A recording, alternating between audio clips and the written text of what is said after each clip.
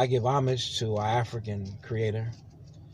I give homage to our ancestors. I give homage to Nat Turner, Denmark, and Gabriel Prosser, Sojourner Truth, and Harriet Tubman. I give homage to the Honorable Marcus Mosias Garvey, and I give homage to the Most Honorable Elijah Muhammad and Malcolm X. But if I live forever, I can never thank the Creator enough for our illustrious leader of the Almighty Vice Lord Nation, that is the Honorable Edward Pepperell Perry. In his absence and steadfast, he chose a spokesman for us, and that man is the Honorable Bobby Gore.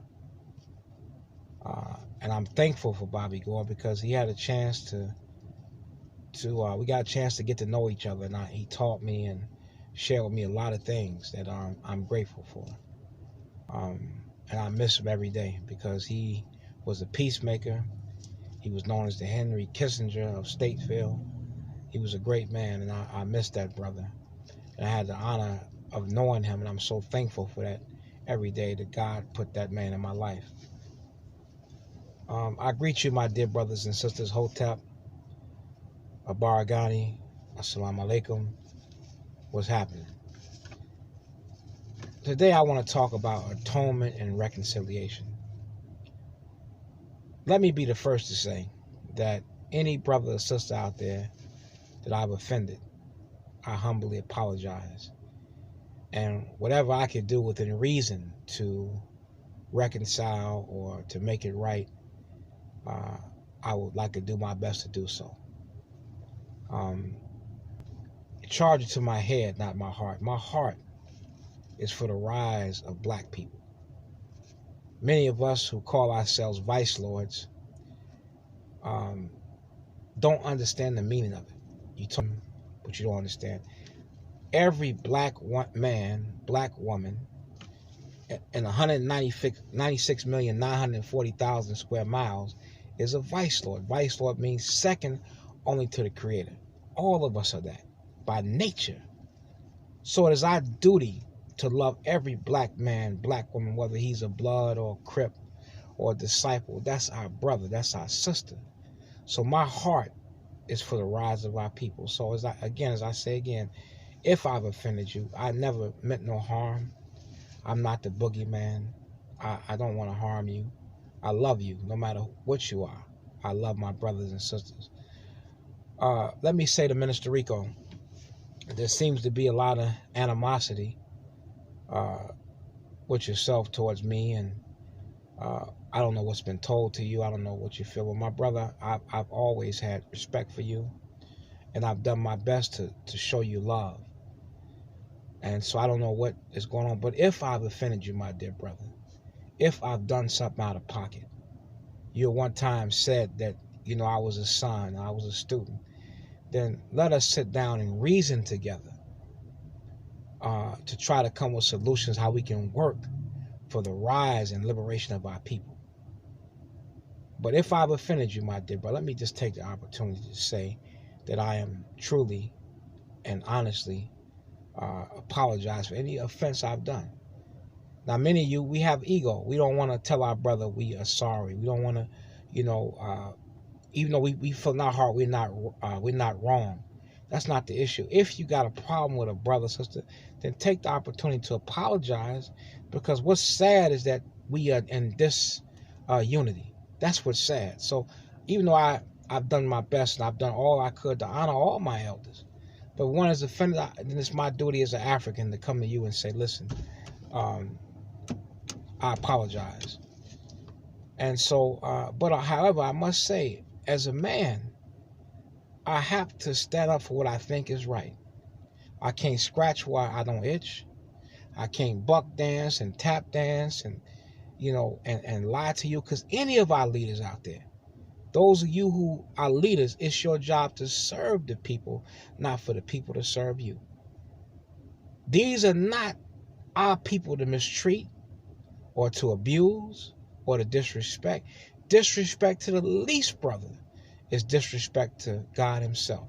And those of you who are vice will disrespect to the least brother is disrespect to Pepperell and Bobby. So I just say that to say, any brother that I've offended, please, forgive your brother. Let me say this. We have an enemy. We didn't come on the Nina. We didn't come on the Penta. We didn't come on the Santa Maria. We didn't come on no goddamn Love Boat sipping champagne or eating caviar. We came in the holds of slave ship to be the burden bearers of white supremacy. So what the white man does, and this is what I think is going on with me and Minister Rico, we have agents amongst us. They may pose as your brother. They may be on Facebook, Vice Lord, Almighty Lord, be blah, blah, blah, Lordism. They may be out there pushing the pack. They may drive cabs. They may drive trucks. But they're agents for the government, and their job is to cause disunity. So I really believe that those in his ear that don't want to see a brother like myself who is working for the rise of our people to unify with a brother like him. Because despite of his critics, Minister, you are charismatic. Minister, you are gifted as of communicating with people and persuading people. Oh, you got a swag for a 74-year-old man. You can, most 74-year-olds can't relate to younger people. So my only thing, my dear brother, when I don't agree with you is because I want to see our people unified. And I know that God can use you. I'm pleading with you to go into prayer, go into meditation, and allow God to use you in your last days. Because you've done 40 years behind the wall in your last days to bring our people together. But there are those in his ear who want to send him back to the penitentiary, so they will say things and do things to make you fall out with people and not like people, or manipulate situations and conversations. But I have never done anything to try to hurt you.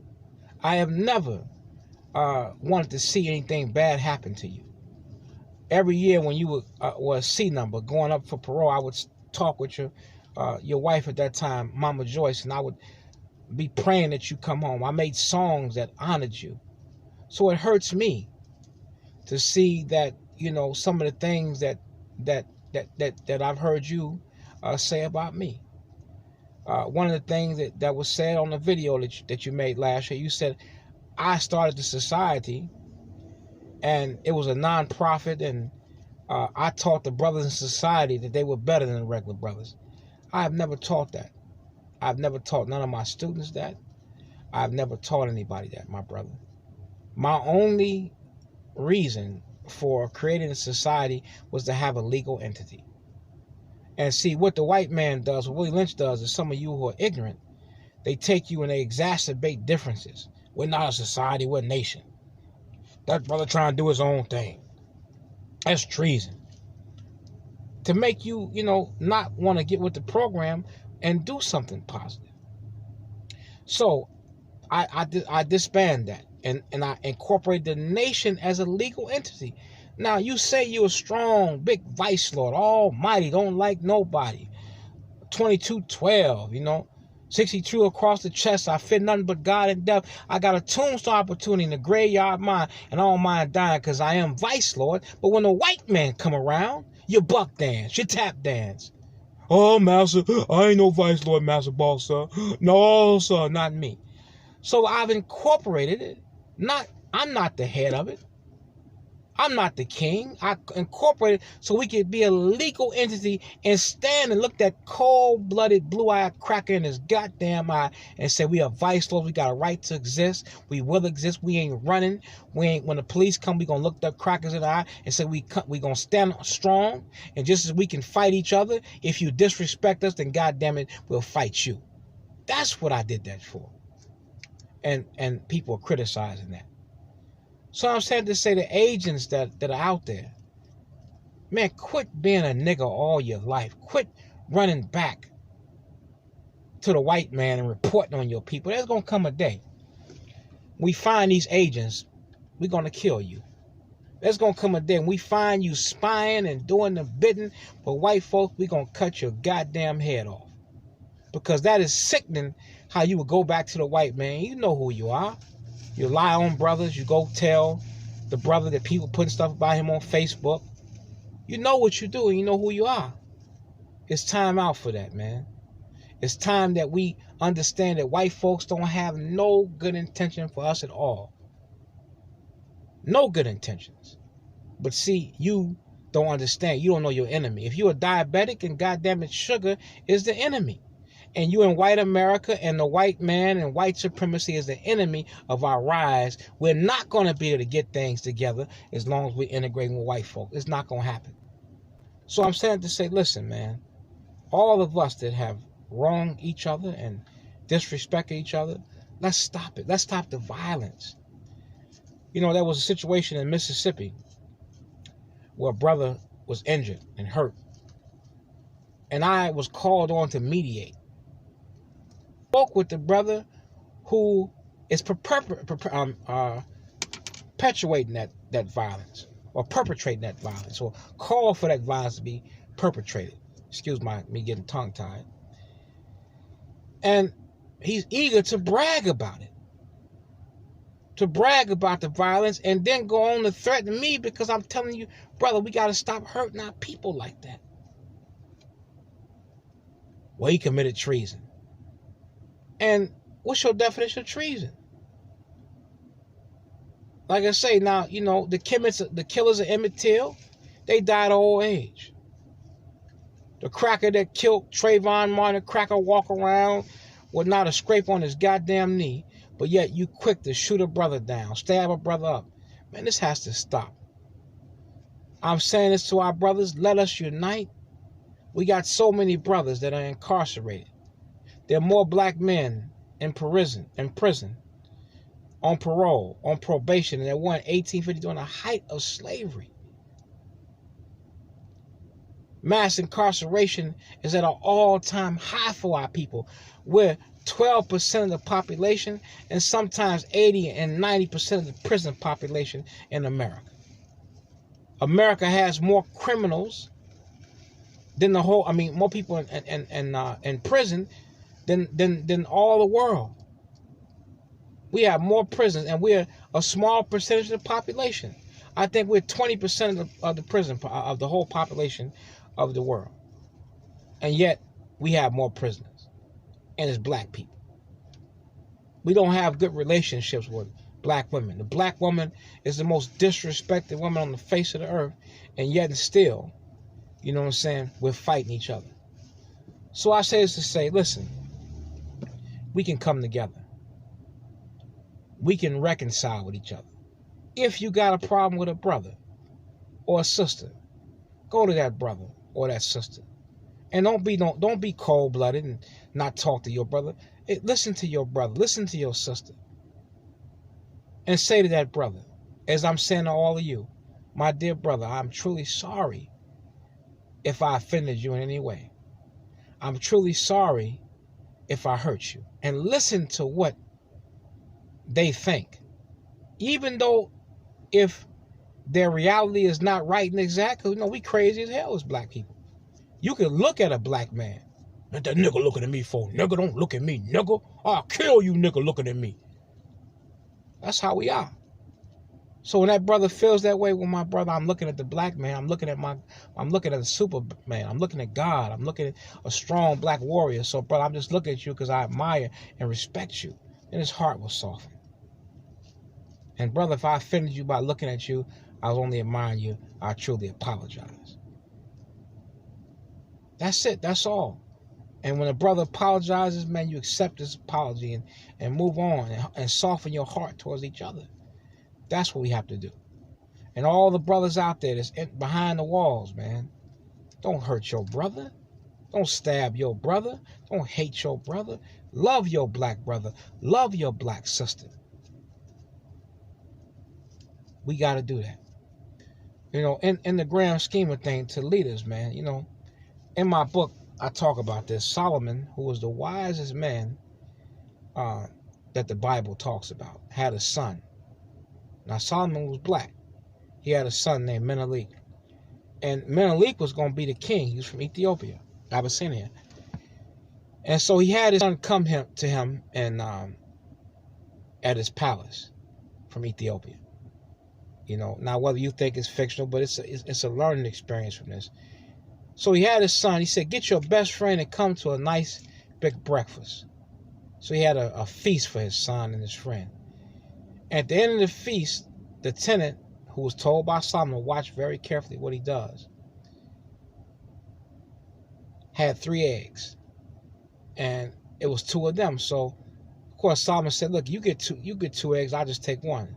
And his friend said, no. You take 2, I take 1. And then the friend kept urging him, so Solomon ate the 2 eggs. You know what I'm saying? And he ate 1. So he called his son to him. He said, listen, that's not a good friend for you, because basically he's an ass kisser. He didn't say it like that, but that's what he was saying. He's an ass kisser. You can't trust an ass kisser. You can't trust an ass kisser. He said, get another friend, because if you're going to be a ruler, you got to have good companions with you that's going to help you rule right. Then he went on, and the friend ate the 2 eggs, and he ate 1. He said, this guy's overly aggressive. He's going to try to he'll try to take you off your throne. Get another friend. So this went on for a while. And so eventually he found a friend, and after the same scenario, and a friend said, I tell you what, you get an egg and a half, I get an egg and a half. His father said, that's the right friend for you, because he's not going to take advantage of you. He's going to let you take advantage of him. That's what we need as leaders. When Menelik Akhenaten, the great pharaoh of Egypt, had someone just welcome you, only a man. You only a man. We get big head. We get titles. Can't nobody tell us nothing. You see what I'm saying? We get big headed. I got this many stars, and you ain't nobody. I'm somebody. No, I say to you leaders, to you elites, your job is to be servants of the people, not the people to serve you. Your job is to love your people, protect your people. You know what I'm saying? Die for your people if it's the will of Allah. That's your job as elite, not to walk around arrogant, hurting black people. And I say this, I thank all my brothers. Prince Dank, I love you, my brother. I love you because you have been a good friend to me, and you have definitely supported me. And when I was down, I was very down to hear me being villainized. After I did the party in 2016, everybody seemed to hate me. When it was beautiful, successful party I did for the minister, everybody seemed to dislike me, I was put on hold. I don't even know why I was put on hold. I never had a trial, never had no charges being brought up on me. And no one could tell today what I did, but I was put on hold. And, brother, you told me to keep my head up. And I think you're a good brother. You know what I'm saying? And we don't do justice only taking one side when there's a conflict. We do the right thing by one, but we can't, make our nation whole. We taking sides no, it's about us reconciling. If you love this nation, then you will do what it takes to reconcile with a brother or a sister. So Prince Dank, I thank you. I'm grateful. I'm grateful for my, I call him Michael Benny Lee. He's been a great brother. And sometimes we've had our differences, but one thing about it, man, he always shows support. He always, if he's wrong, if he feel he's wronged you, he will apologize. He's a prime example of someone I think who is good in reconciliation and atonement. I'm thankful to brother Cochise, Bobby's great friend, great brother. I had the honor of sitting with him and talking with him. He's a great brother. Brother Nate, great brother. Brother Salim, great brother.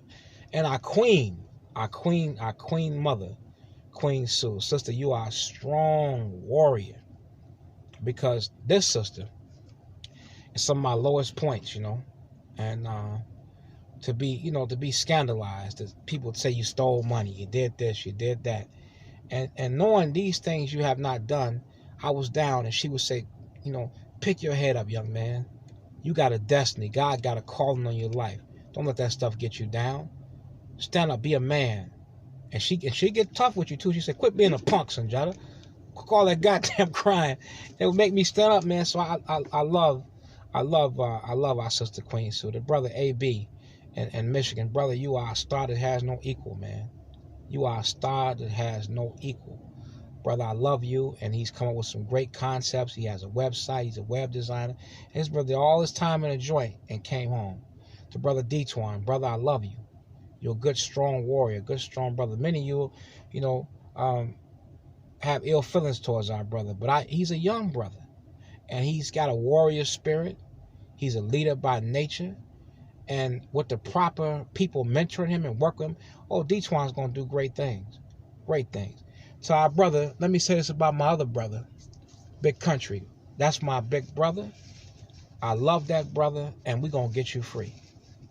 Those of you who are plotting against him and hating on him, man, Country put a lot of work in for this nation. And for you all to treat him with the disrespect he's being treated is wrong. It's wrong. I have nothing against our brother Terry. You know what I'm saying? I've never met him or talked to him, but he's an intelligent brother. It would be wise for y'all to come together. Wise for y'all to come together and cut and you travelers cut the conflict out and the bickering and the arguing. You know what I'm saying? Because Country did put a lot of work in. T-Fly is a brilliant brother. Why we can't work together, man, to heal the conditions of our people? But I say to Big Country, I love you. And his nephew, Tony Rome. Tony is an exceptional brother, man. An exceptional brother. He's strong. He's a good brother. Tony, you're doing a tremendous job with those brothers down in Memphis. Them brothers from Memphis came down, Country students. And they stayed in Airbnbs, the hotels. And the lady commended them because they were so neat, so clean, so respectful. About 40 of them. So respectful. And so I say to the brother Tony, you're doing a great job. The brother TC, doing a great job. And I also mourn the death of our brother Black Dog, Keon. Brother, you're going to be missed. Man, I love you. And may you rest in peace. I want to also say, to another brother that's doing a great job, the brother King Rio.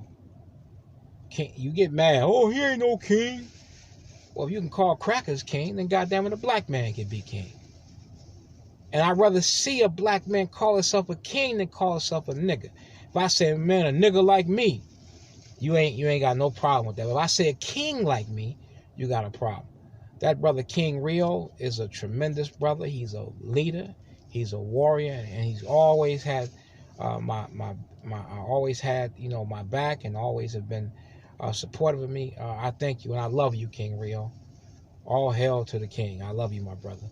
And all of you out there, all of you are kings by nature. So don't let that, get you all bent out of shape. Every black man by nature is a king. Everybody. And I just had to say, so many, bro. I hope I didn't leave nobody out, I also want to thank the brother Noon. Noon, brother, you are a wonderful, strong brother. He and I believe in black nationalism. That's what we're supposed to be as vice lords, black nationalists. You know what I'm saying? Sorry for those of you who want to bring your good white buddies in. You know what I'm saying? But Noon is a strong warrior for his people. Also, I want to thank my brother Chief Twin, one of the folk on us, brother, strong brother, intelligent, always gives me good advice. So I said, let's reconcile. Let's be about the business of healing our people, man. Let's be about the business of unifying and working together. So as I leave, and I conclude by saying this, when Pharaoh was discontent, he feared the children of Israel. And he said, kill the male children and spare the female children. So he killed the males and spared the females. That's what's happened there. This white man is killing us in every way you can imagine. And then what more importantly, he put such a self-hatred in ourselves because you walk around and you're a slave. And you don't even know it. You walk around with your slave master's name. Bobby Johnson. Bubba Jenkins. You cannot be a free black man and you walk around with your slave master's name. That's one issue that we have. You have to understand who the enemy is. White supremacy is the enemy, and you got to get to know yourself and love yourself. And those of you who take an African name, my name is Abdullah, Abdullah Shaka Zulu, you know what I'm saying, X. But then when you get around the white man, make a check payable out to Bobby Smith. You know, and Bobby Gore did have a African name, Almini, and that definitely means something. You know, some say it's a Arabic word, but it actually has its root in Amin Ra. So he's definitely had an African name. So, you know, we say Bobby because that's what we commonly call him, but he knew who he was. That's one thing about it. He knew who he was. He had been the love of Africa had been put in him as a small boy. So I just want to thank all of y'all for everything that you've done. Those of you who are doing good things, and I just want to let every brother know that every brother out there, I love all of y'all, every single brother. And also, let me just say before I end it, my brother Keba Kunta, brother, I love you. Brother Samori Toure, I love you. All those who have stood by me, brother Rakil Sturman, Saeed, Minister Malik, Minister DJ, all those, my son, Kefulu Kamaro, all of y'all, man. I love all of y'all, man. And let's come together. Let's stop the bickering, stop the fighting. Please, let's come together. This is my plea to you. I thank you so much again, and I'm looking forward to sitting down with those of you. Don't go back and talk about, man, that dumbass nigga, I hate that nigga. You know what I'm saying? You know how y'all try to talk about me. You know what I'm saying? You know, I hope that you won't talk about me. You know, and then another brother, man, we had the event in Atlanta. And I invited the brother to come out. He went right behind the King Real, inbox and talked about me behind my back. Put my address on the internet, on Facebook, so people could see, hoping that someone would take me out of here, brother. You know, so I'm not your enemy, man. I'm not your. Let's put all these petty differences aside. I thank you so much, man. Let me leave you with an African proverb. What a sitting elder could see, of you standing from the tallest mountain will never see. And our ancestors told us that united we stand and divided we fall. If we come together, we can destroy white supremacy. I say, up, you mighty, mighty vice lord. Up, you mighty, mighty African vice lord. You can accomplish what you will. Thank you so much, and may God bless you.